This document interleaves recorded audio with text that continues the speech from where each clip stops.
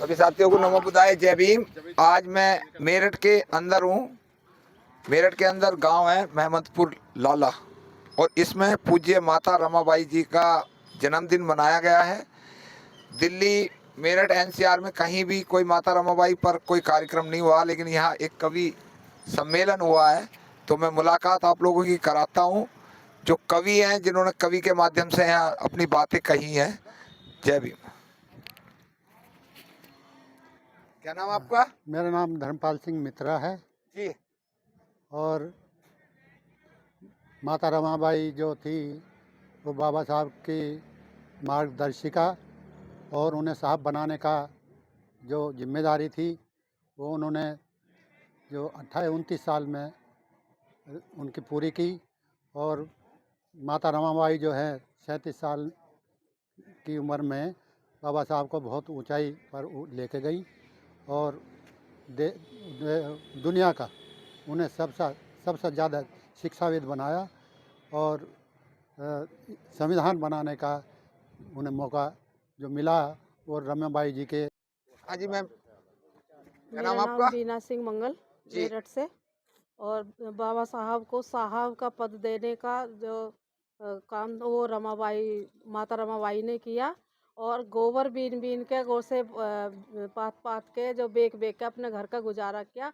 उसी से बचे हुए पैसे को बाबा साहब की पढ़ाई में लगाया और बाबा साहब को आगे बढ़ने का मौका दिया।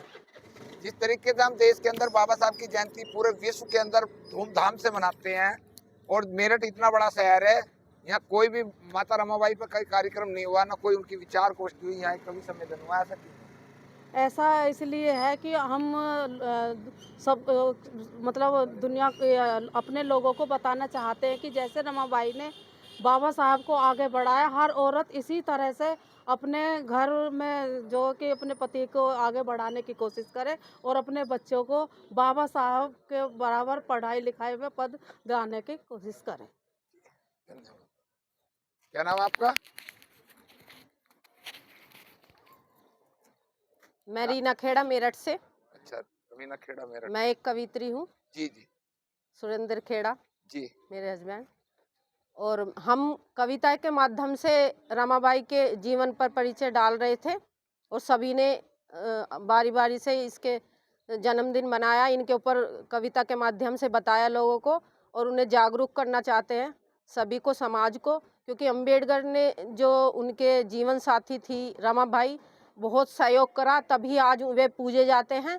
और उनके साथ साथ रमाबाई भी पूजी जाती है क्योंकि उन्होंने पूरा सहयोग दिया संविधान भी लिखने में और जो भी उन्होंने कार्य किए। अगर वो उनका साथ ना देती, परिवार की जिम्मेदारी उन्होंने बखूबी निभाई। उन्हें कभी इस चीज़ की चिंता नहीं हुई कि मेरा परिवार 4 बच्चों का बलिदान उन्होंने दिया। और ये सब करते हुए आज अम्बेडकर साहब पूजे जाते हैं, उन्हीं की बदौलत पूजे जाते हैं।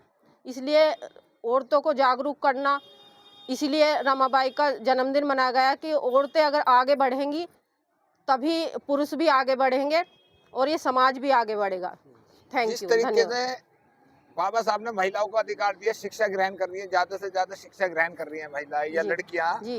लेकिन उनमें जागरूकता नहीं है। जिस तरीके से जेंट्स बाबा साहब की जयंती को मनाने का बीड़ उठाते हैं पूरे देश में, संसार में, जी। महिला या लड़कियां माता रमाबाई की जयंती पर क्यों नहीं ज्यादा जोर? वैसे तो कहते हैं हम किसी से कम नहीं है महिलाएं। जी जी, इसमें भी कहीं ना कहीं पुरुषों का ही थोड़ा फॉल्ट है। पुरुषों का क्या रोल है? अपनी पुरुषों का भी ये रोल है कि वो जिस तरह से महिलाओं को हर चीज़ के क्षेत्र में आज़ादी देते हैं, वो भी अपने साथ उसे महिलाओं को लाए, उन्हें इसमें प्रोग्राम में शामिल करें, उन्हें अच्छी शिक्षा मतलब उसके बारे में बताएं। जितनी नॉलेज जेंट्स को है उस बारे में महिलाओं को भी बताएं। हालांकि महिलाओं को काफ़ी सम्मान देने लगे हैं लोग आजकल, जैसे भीमराव अंबेडकर देते थे अपनी मिसेज को। आपने शिक्षा कितनी ग्रहण करी है? जी, मैं जब शादी हुई थी मैं सिर्फ 12वीं थी। अब मैं ट्रिपल MA, BEd और टेट और CTET और अब TGT PGT की तैयारी कर रही हूँ। और ये सब का श्रेय मेरे हस्बैंड को जाता है। जी जी जी, वो तो बहुत बहुत शुभकामनाएं जी। बाबा साहब थैंक यू। डॉक्टर अम्बेडकर की कितनी किताब पढ़ी है? काफ़ी किताब पढ़ी है मैंने। हालांकि हाँ जी। अच्छा अच्छा। तो माता रमाबाई का कुछ ऐसा जिससे आप प्रभावित हुई हो? जैसे हम लोग तो बाबा साहब से ज्यादा प्रभावित होते हैं जी युवा जी जी वर्ग। उनका एक दृश्य मैंने पढ़ा है, वो ये पढ़ा है कि आजकल महिलाओं पर इतनी इतनी साड़ियाँ 10-10 20-20 हज़ार की जो लहंगे और ये सब शादी में पहन के जाते हैं। एक बार उनके वो प्रोग्राम में जा रहे थे, तो रमाबाई सोच रही थी सारा समाज उनके सम्मान को देखता है, मैं क्यों नहीं देख सकती, मैं भी तो देख सकती हूँ। तो उन्होंने अम्बेडकर जी से कालाराम कहा, मंदिर सत्याग्रह था वो, साहू जी महाराज की पगड़ी। हाँ जी जी, तो वो अम्बेडकर जी साहब से कहने लगी कि मैं भी जाना चाहती हूँ आपके सम्मान समारोह में। तो उन्होंने मना कर दिया। वो मना किस लिए किया था कि उनके पास कपड़े नहीं थे सही से, वो कैसे जाती। तो वो तो चले गए, अम्बेडकर साहब चले गए।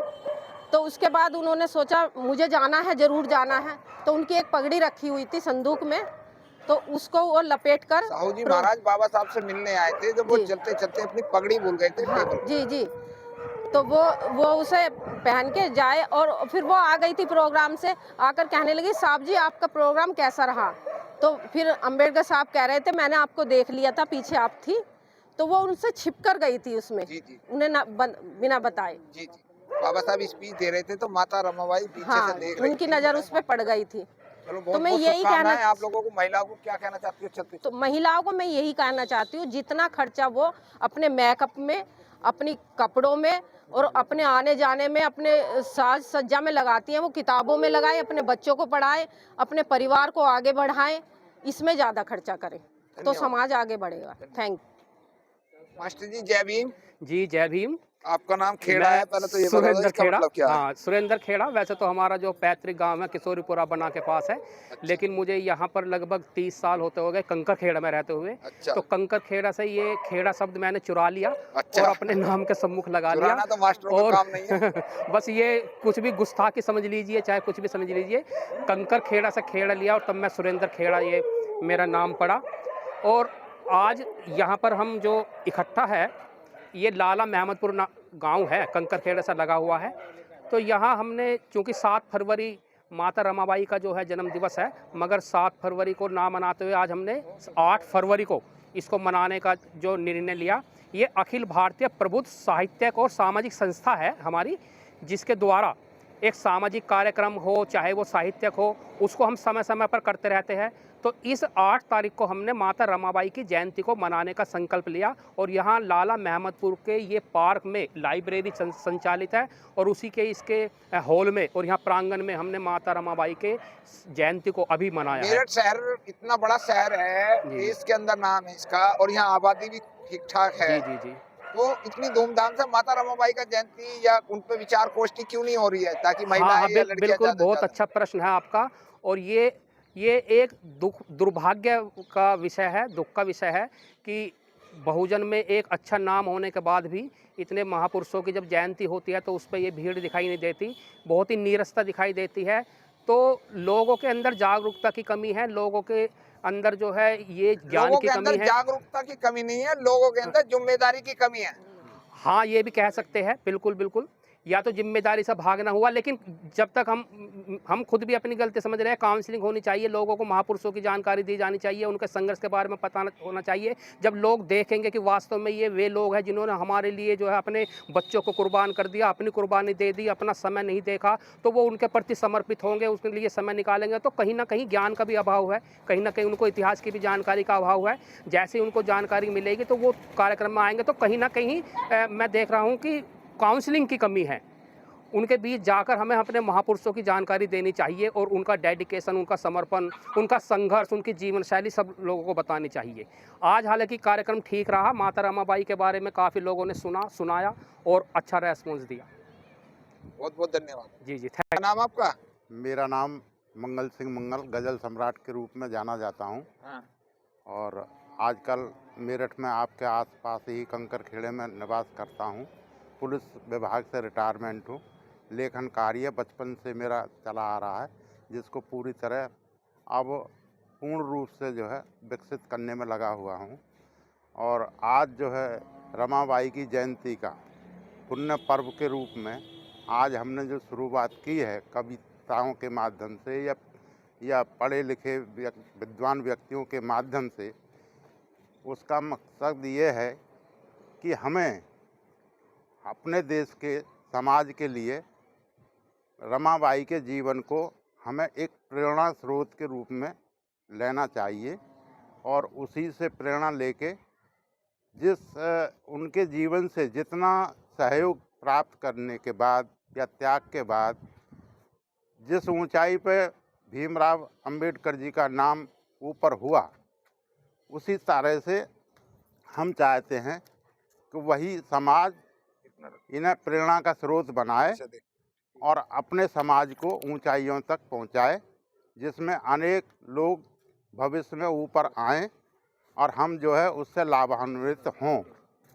तो हमने ये मानते हुए कि ये प्रेरणा का स्रोत हैं, इनका जीवन परिचय, जितना उनका बलिदान या सहयोग त्याग, जितना उन्होंने काम किया, उसे हमें भूलना नहीं चाहिए, उसे हमेशा याद रखना चाहिए। और हम इस देश के समाज से ये उम्मीद करते हैं भविष्य में कि हमें उसे प्रेरणा का स्रोत मानते हुए जो हमने आज दीपक जला दिया है, ये सदा बरकरार जलता रहे और देश का हित सर्वोपरि होता रहे। इसी शुभकामनाओं के साथ मैं अपनी वाणी को विराम देता हूँ। धन्यवाद। आज यहाँ जो कवि सम्मेलन हुआ उसमें मैं एक चीज कहना चाहूँगा, क्योंकि विद्वान लोग मेरे साथ हैं ये, कि कुछ तो मेरे कर्म हैं ऐसे। एक शायर से मैंने सुना था कि कुछ तो मेरे कर्म हैं ऐसे जिन पर मैं शर्मिंदा हूँ, कुछ तो मेरे कर्म हैं ऐसे जिन पर मैं शर्मिंदा हूँ। और ये जो आज की माता रमाबाई जी का जयंती मनाई गई है, इसमें हमारी माता जी का इतना बड़ा योगदान है कि अगर भगवान बुद्ध बने तो माता यशोधरा का बहुत बड़ा हाथ। ज्योतिबा फूले बने तो माता सावित्रीबाई फूले का बहुत बड़ा हाथ। और बाबा साहेब बने, साहब से साहेब बने तो माता रमाबाई का। लेकिन हमारी जो जिम्मेदारियां हैं, उन जिम्मेदारियों पर अभी हमारा जो समाज है वो पूर्ण रूप से लागू नहीं कर रहा अपने ऊपर। क्योंकि एक तो सबसे बड़ी दिक्कत ये है कि इतने सारे कार्यक्रम हो चुके हैं देश के अंदर कि आदमी काम करता हुआ भी जाता परेशान है कि मैं किसके आ जाऊं, कैसे जाऊं, कैसे नहीं जाऊं। तो मैंने जो आप लोगों को एक छोटा सा वो बताया था कि कुछ तो मेरे कर्म हैं ऐसे जिन पर मैं शर्मिंदा हूँ, उस सर पर मेरे कर्ज है तेरे, इसीलिए मैं जिंदा हूँ।